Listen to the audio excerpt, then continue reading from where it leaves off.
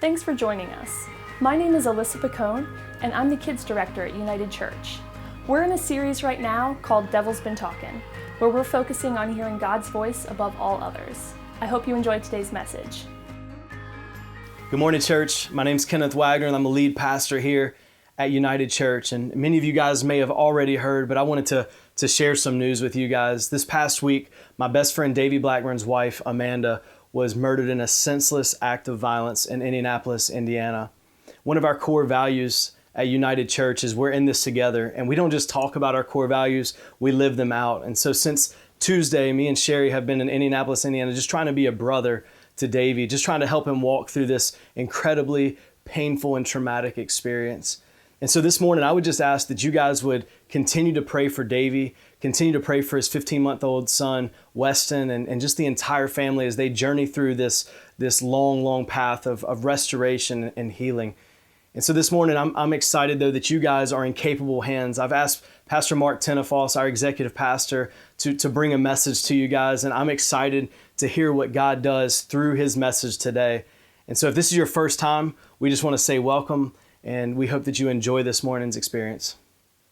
Thank you, church. You guys may have a seat. If you guys would just continue to remember Davey and his son Weston in your prayers this week. He's a pastor at a church in Indiana, a lot like United, and so they could just appreciate and they could use your prayers, and also be praying for our pastor and his wife Sherry as they left Tuesday pretty much just a few hours after they heard the news. And that's just the kind of pastor we have that would literally just drop everything and go be with a friend that is brokenhearted and is in need. I really believe we have one of the best pastors around, and I love our pastor. And today is his wife's birthday, and so just be praying for them. They would be strengthened. He's preaching at Davey's church this morning, and so just remember them in this time. Pray that as they come back early next week, they would just have a safe trip back, and that they would just be held up with the peace and the power of Jesus. And so, so this morning, I get the opportunity just to speak and to bring this morning's message. And we've been in this incredible series called Devil's Been Talkin'. Have you all enjoyed this series? It's been incredible. I know week one, Pastor Kenneth gave a message about hearing voices and learning to hear God's voice above all the other noise in our life. And last week, we told the story of one of our team leaders, Kelsey Ward, just an incredible story of what Jesus can do with a person's life, how your greatest regret doesn't have to define you, but it can actually refine you. And so this series has been incredible. I've been learning so much. And so I'm excited to be here this morning with us all. And so just to give you an idea of who I am, kind of where I come from, how I got here, why I love Delaware so much. I started going to a church in Harrington called Calvary Wesleyan Church when I was in high school, and Pastor Kenneth became my youth pastor there when I was a senior. I was really awkward and nerdy and shy and nervous. It was bad. This was before the beard, and so I was a lot less courageous. I was a lot weirder back then, and so I'm glad he gave me a chance. That shows you how gracious and caring our pastor is, because he gave a white nerdy kid like me a shot. And he invested in me and poured into my life. And so that year, my senior year of high school, I realized I wanted to serve the church the rest of my life. It just became clear that was God's plan for me. And so I went to college in South Carolina at Southern Wesleyan University. And after 4 years of being there, I came back and I was able to work on staff with Pastor Kenneth in Harrington. And when he started dreaming about a church that would be for the city, he started dreaming of a church that would love Delaware as its very mission. I knew I had to be a part of a church like that. And so our pastor there, he allowed me to come and be a part of this journey. I've loved every minute of it. It's been the journey of a lifetime. It's been so much fun. I've had the time of my life. And so currently I live in downtown Dover with 3 other guys. Pastor Anthony is one of the guys I live with. And so I'm not married. And so I just live with a bunch of dudes. So it's like I never left college really. Laundry everywhere. And you know, it's when you live with other people that you realize how normal you are and how crazy everyone else really is. Maybe y'all experienced this in college or when you got married, or if you ever had to move in, or you lived with a family or a friend for an extended amount of time. You realize people are crazy these days. And people have all different kinds of expectations of what is acceptable. Like, how long can the dishes really stay in the sink? How bad does the trash have to smell before you need to take it out? What's the acceptable amount of time for spoiled milk to stay in the fridge before you take it out? These are all questions with different answers, like who vacuums? We don't own a vacuum in our house, and so you kind of sweep the carpet when you can. I promise we're clean. We shower every day, most of us in the house, but we all have these different ideas of how things should be, even something as simple as folding towels. Now, if y'all are married, you probably had this dilemma at some point of whether or not you would bifold the towel or if you would tri-fold the towel. Any married couples, you had counseling over this very issue. A lot of hands in the house. So here's the deal: is in my house. My mom would tri-fold the towels because our cabinet was narrow and it was deep, so it just fit nicely like that. And this is confession time, I'm sorry, but I never did the laundry too much until I went to college, like at all, ever. I know parents are like with their kid, they're like, shh, don't listen to him, honey. You can do the laundry too. And so I never did the laundry until I went off to college. And even at that point, I still had no clue how to tri-fold a towel like my mom did. Look, I did not know how to tri-fold. I still can barely do. I need some practice. I need warming up. But I had a college education, a bachelor's degree. I still couldn't fold a towel like my mom could. And so whenever we were in the house, and I did put away the laundry. I did do some folding or anything like that. I would bifold the towels, take them to our cabinet, take my mom's nice tri-folded stack out, put it down, put mine, put hers on top, close the cabinet, and walk away. And I was done. I was fine with that. It didn't bother me any knowing that there was going to be some mess at the bottom of the cabinet by the time they got there. Now, for all the men in the room, what was more important than folding a towel was always how to roll a towel. This saved your life many times. I grew up with an older brother, and this here was always like this was my only self-defense for the first 18 years of my life, was just a towel. I remember we would be with cousins. I have 50 cousins, and so it would always be the ones that said they loved me, they would have me cornered and crying. They would just be letting the towels fly at me all day long. And I was a youth pastor for 2 years, and so at all of our summer camps, at all of our winter retreats, this was always the weapon of choice, and you would see kids just preparing for the warfare they knew they were about to endure. I don't know if they read research papers on how to have the best towel for towel whipping, but they had the thread count down to what would allow for the most acceleration. They knew how much water to put on the tip for the maximum impact. They knew how tightly to roll it for the best flight pattern to their opponent. These kids were sick, and I encouraged it, and I laughed the whole time. It was awesome. Welts and bleeding, and it just hurt. That's why I'm not the generations pastor, because I would just laugh at them. And so I remember just being cornered by my brother and my cousins, and in the corner, it doesn't take long for you to have this thought I should just give up. I should probably just quit. I should just give up. And honestly, it doesn't take us long for us to feel like life has us in a corner sometimes. It doesn't take long.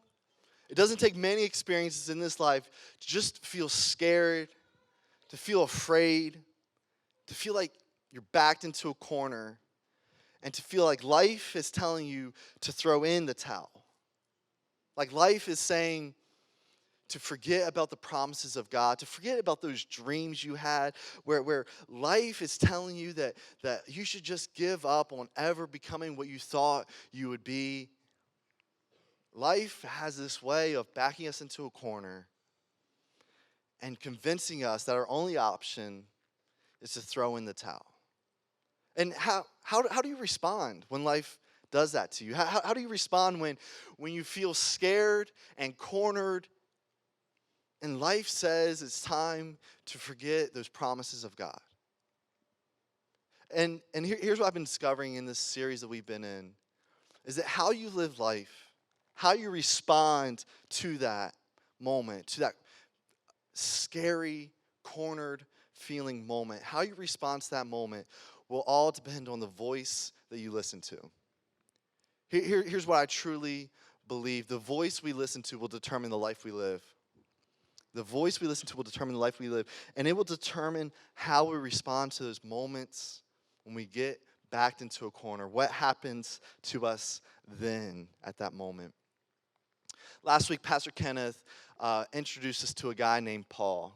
And so Paul, just kind of give you an overview of his life. At the beginning of his life, he hated Christians. He was convinced that they were wrong. He was convinced that they were on the wrong path. And so he made it his life mission to try and kill Christians or exile them or capture them and imprison them. It was his life goal to get Christians out of the population. And a funny thing happened is that Paul met Jesus one day and he became a Christian. And so he is now advocating what he was once fighting against. He has now become what he was once persecuting. And so now we see Paul's whole life kind of shifts and it changes. And what he was fighting against, he's now fighting for, and he's traveling around telling others about the hope of Jesus. And so we see Paul in this particular story that we're going to be in. We're kind of in the middle of his life after he's met Jesus. We're kind of in this in-between moment, and Paul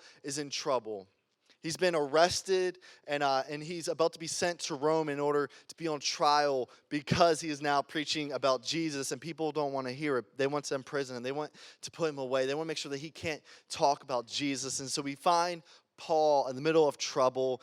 He's about to board a ship on his way to Rome. He's not going to Rome with the Royal Caribbean vacation package. He's not going there because he thought it'd be always nice to go see the Colosseum. This is not a fun time for Paul. Paul is in trouble. And we read this story in Acts 27. And if you don't have your Bible, that's all right. It'll be on the screen, on all the screens. And so in this time, there's a moment between when he was arrested and put in custody until when the ship could leave. And so we kind of see this moment is where the beginning of the story starts. And the story is written by one of Paul's friends named Luke. And so Luke kind of records this for us to read. And so it says, since much time had passed, and the voyage was now dangerous because even the fast they were delayed because they were celebrating a festival, was already over, Paul advised them, saying, sirs, I perceive that the voyage will be with injury and much loss, not only of the cargo in the ship, but also of our lives. But the centurion, he was the one responsible for getting all the prisoners to Rome. And so Paul is not alone on this journey, but he's definitely one of the prisoners. There's some sailors there with them. There's some guards. There's this centurion who's kind of in charge of it all. And then Paul is with some other prisoners. There's about 276 people all together with them on this journey. But the centurion paid more attention to the pilot and the owner of the ship than to what Paul said. And because the harbor was not suitable to spend the winter in, the majority decided to put out to sea from there on the chance that somehow they could reach Phoenix, a harbor of Crete, facing both southwest and northwest, and spend the winter there. They were hoping that they could get to safety in time. Now, what I would like to point out is that the centurion decided to listen to the captain and the pilot of the ship, which is completely reasonable. In all honesty, you have a preacher and you have a sailor. And now I don't know exactly who you guys would pick when you're trying to figure out your route for this journey, but the sailor and the captain and the pilot, they kind of have the edge over Paul on this one. And so it's completely reasonable that the centurion would listen to the owner of the ship and to the person that was responsible for actually getting them, the one that knew the water best. And so it's reasonable that they would listen to them instead of to Paul. But Paul represents more than just himself. He represents more than just reason. He's actually the voice of God on this trip. God is speaking to him because Paul has been listening to God and what God's plans are. And I would like to point out that we all face reasonable situations in our life, that even though they're reasonable, it doesn't make it the right thing to do. It was reasonable for them to listen to the pilot and the captain of the ship, but it didn't make it the right thing to do. And, it's reasonable for us to walk around in life thinking that other people can help those in need, that other people can take care of the people that need us most. It's reasonable to think that, but it doesn't make it the right thing. It's reasonable to think that it's okay to turn our eye to some shady things that we see happening with the friends around us or our family. It's reasonable to think that, it's not that bad, so we can just turn, but it doesn't make it the right thing to do. It's reasonable to think that if we just ignore some problems, then they'll go away. That's a reasonable thought, but it doesn't make it the right thought. And, next to God's solution, which is currently in handcuffs on the side here. What's next to God's solution, who Paul is chained up at the moment, those nautical charts, those compasses, those telescopes, all of that gear, they look like a really good answer. And I don't want us to think that reason is the opposite of faith. I don't want us to think that Paul had faith and so reason just goes out the window. I think the reason the centurion went with the people around him, the people that gave the other solution, is not because of the reasonableness of their argument. It wasn't because of the logical sense that it made, but it was because of something else that was driving him. I think it was because of the fear he had of the people. See, he says that the centurion took the time to take a poll of the people. And so he begins to have this thought, he begins to have this dialogue. Maybe Paul is right, but what would the people think of me if I listened to the preacher instead of to the sailor? And people will oftentimes get on us so quickly when we begin to live our life by faith instead of by the fear of listening to other people. People will get onto us and they'll start asking those questions of, why do you care so much about other people? Why do you serve so much at that church? Why do you go every week? Why do you talk about it? Why do you sit in the mosh pit area up here up front? Why do you enjoy church so much? And here's the thing, as we begin to listen to God more, as we begin to develop our faith in Him more, as we begin to listen to God's solutions more, those questions start to sting a lot less because we're so focused on hearing from God.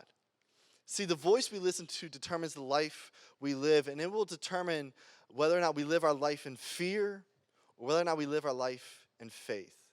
And as we listen to God more, that decision will become easier and easier, where we will live more and more by faith and by what God is speaking to us than what others say we should be doing with our life, but what others say about who God is, but what others say is a plan for our life, but what others say they think we should do or the person we should be or how they're so disappointed into us. As we listen to God's voice, their opinions start to sting a lot less because we're so focused on our faith in God. We're so focused on hearing the voice of God over all the other noise.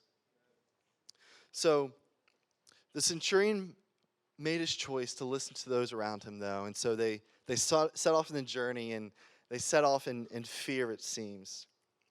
In verse 13, as the story continues, now when the south wind blew gently, supposing that they had obtained their purpose, they weighed anchor and sailed along Crete, close to the shore. But soon a tempestuous wind, called the northeaster, struck down from the land, and when the ship was caught and could not face the wind, we gave way to it and were driven along. That phrase, driven along, is so telling of how their fears were just driving them along in life. We know how that feels when we're just so emotional, that we're just driven along, like that text that we sent to them that we probably really wouldn't send, but we want to admit that because that would mean we were wrong in sending it, so we just kind of ignored that we ever sent that text that we probably shouldn't have sent. Or those emails we probably sent to our coworkers that were probably a little too sharp or a little too mean. That sometimes our fear and our feelings, they just drive us along instead of us listening and waiting for God to act. And so they were just driven along. Running under the lee of a small island called Calda, we managed with difficulty to secure the ship's boat. After hoisting it up, they used supports to undergird the ship. Then, fearing that they would run aground on the Syrtis, they lowered the gear and thus were driven along. Since they were violently storm-tossed, they began the next day to jettison the cargo.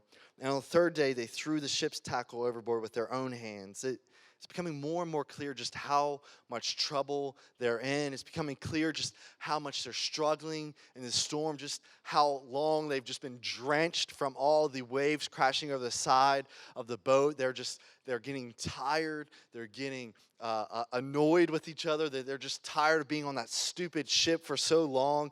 And so it goes on.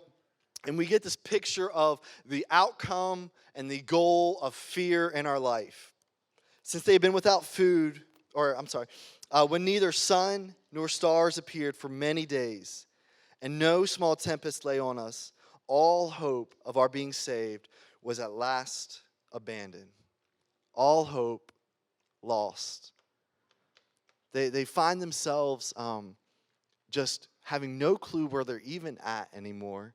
As you can imagine, the main reasonable argument was that they would have the stars and the sun to guide them along no matter where they were at. But now they haven't seen those in days. It's been so dark that they're just losing hope.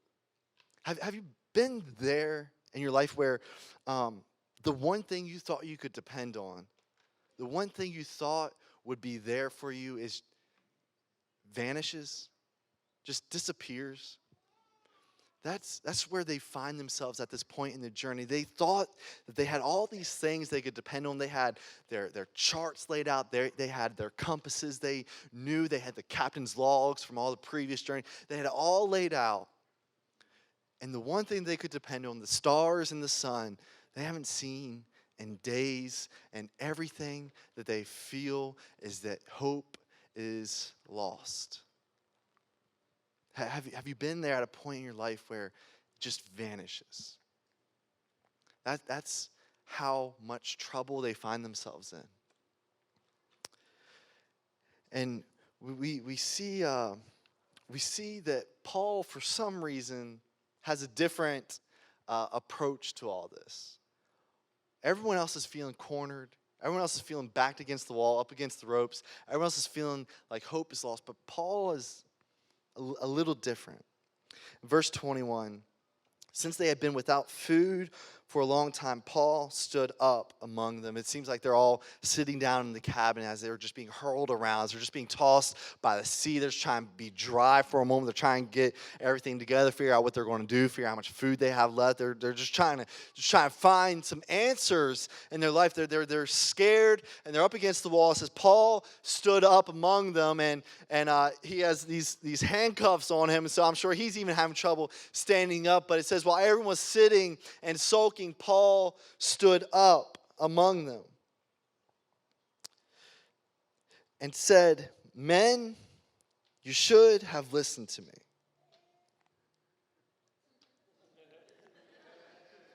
Now, Paul has some nerve. Men, I told you so. Look, y'all guys, y'all didn't know your wife was quoting scripture all that time. I'm teasing y'all. I'm teasing. I'm just waiting for like the couple's Bible verses tattoos, like men have I can do all things through Christ who strengthens me on their bicep, and the woman has "I told you so" on her.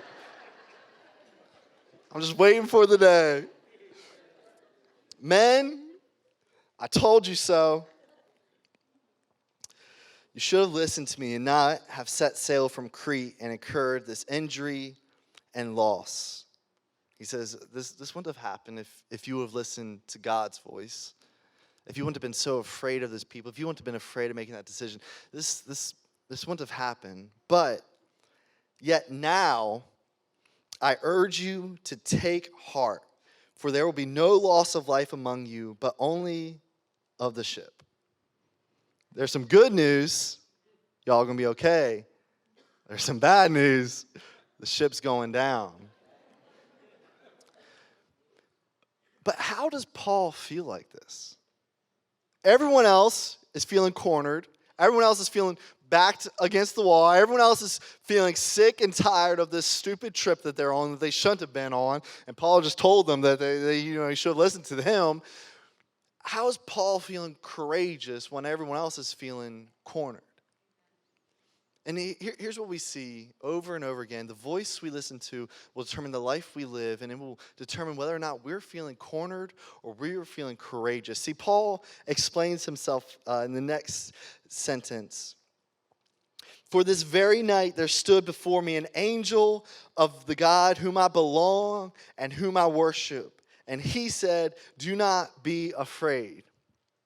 Isn't it so good that our God, in the midst of our storms, in the midst of the worst day of our life, in the midst of the worst time, he shows up and he says, do not be afraid?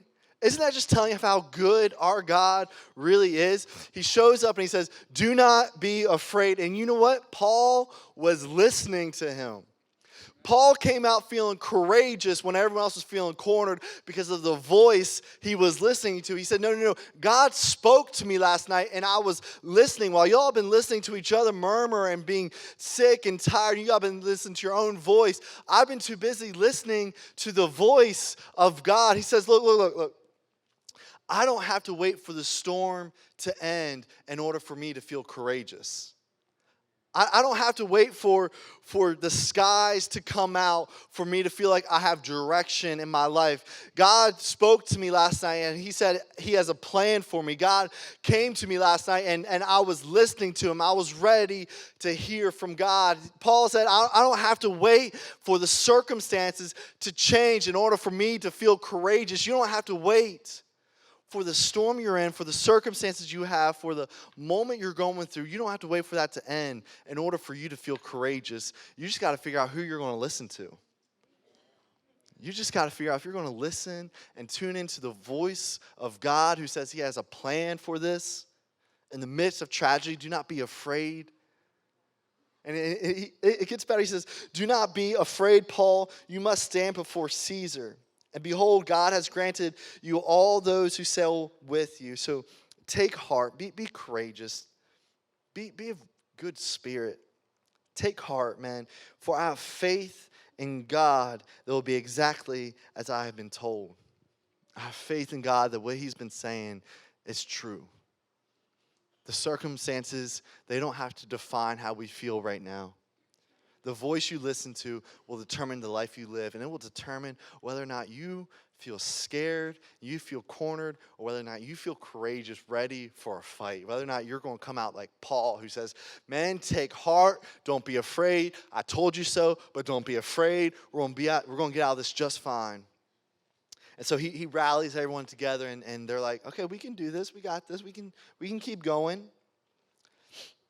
So verse 27, when the 14th night had come, as we were being driven across the Adriatic Sea, about midnight the sailors suspected that they were nearing land. So they took a sounding and found 20 fathoms. A little further, they took a sounding again and found 15 fathoms. And fearing that we might run on the rocks, they let down 4 anchors from the stern and prayed for day to come. They were just ready for it to be over. They just prayed that they would see light again. They would just pray for the morning. I feel like someone in this room needs to hear that morning does come, even if you're in the darkest night, even if you're in the storm, morning comes, and you might have to pray for it. You might have to hang on for dear life and pray for the morning to come, but it's coming. And prayed for day to come. And as the sailors were seeking to escape from the ship and had lowered the ship's boat, most of these big ships had like a smaller little dinghy on them. And so they lowered it under the pretense of laying out anchors from the bow.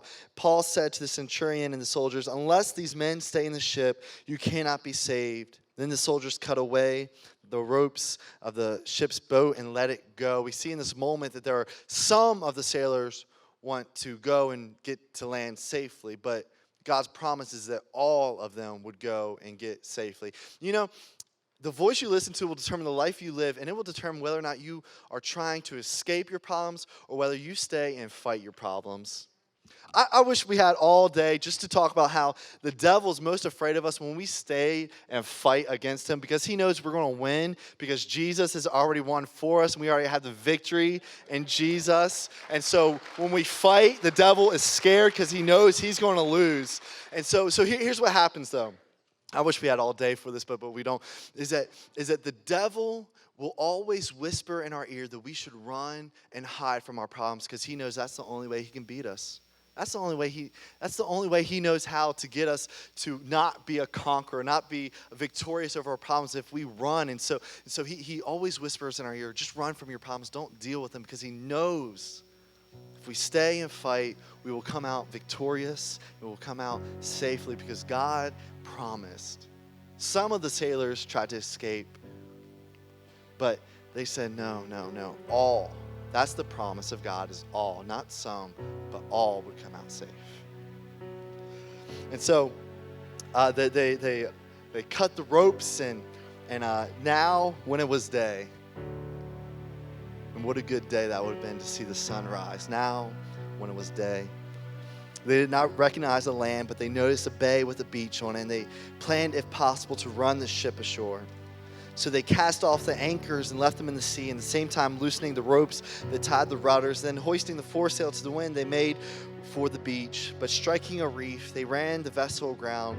The bow stuck and remained immovable, and the stern was being broken up by the surf. And so they're so close to safety, so close to that shore. Poor old Paul again. The soldiers' plan was to kill the prisoners, lest any should swim away and escape. It was a reasonable idea for the soldiers to kill all the prisoners, which would include Paul. Because if a soldier let a prisoner go, then they were the ones that had to pick up the penalty of the prisoner. And so for some of these people, if they had a death sentence, then that means the soldiers would have to die because they let the prisoner go. And so here they are again. The reasonable thing is to kill all the prisoners. And they feel cornered. They feel afraid. They're just looking for a way out. They're looking for escape. And over again, we see that these soldiers are faced with these moments where they feel cornered and they don't know how to respond. They feel afraid, and they just want to get out of this problem. They're just trying to figure out the way out. I cannot emphasize the weight of this next verse. But the centurion, wishing to save Paul, kept them from carrying out their plan. The centurion, the one who was always against what Paul was saying, is now fighting to save Paul. How does that happen? That the centurion is now the one going against the reasonable, fear-filled idea. He's now the one that is the one feeling courageous and standing up for Paul. He's now the one that is looking to stay and conquer the problem instead of just run away and figure out the easy way out. It's because the centurion had been listening to Paul so long that he actually got in tune with the voice of God. It doesn't take long for us to hear the voice of God and for us to get in tune, but we will always have to fight for that. It doesn't take long for you to hear God's voice for your life. It doesn't take long for us to go from living our life with fear to living our life with faith. It doesn't take long for us to go from feeling cornered and trapped to us feeling courageous because we know that God has a plan for our life. It doesn't take us long from going from running from our problems to facing them, because when we hear God's voice, we know that He has a plan for us even in the pain.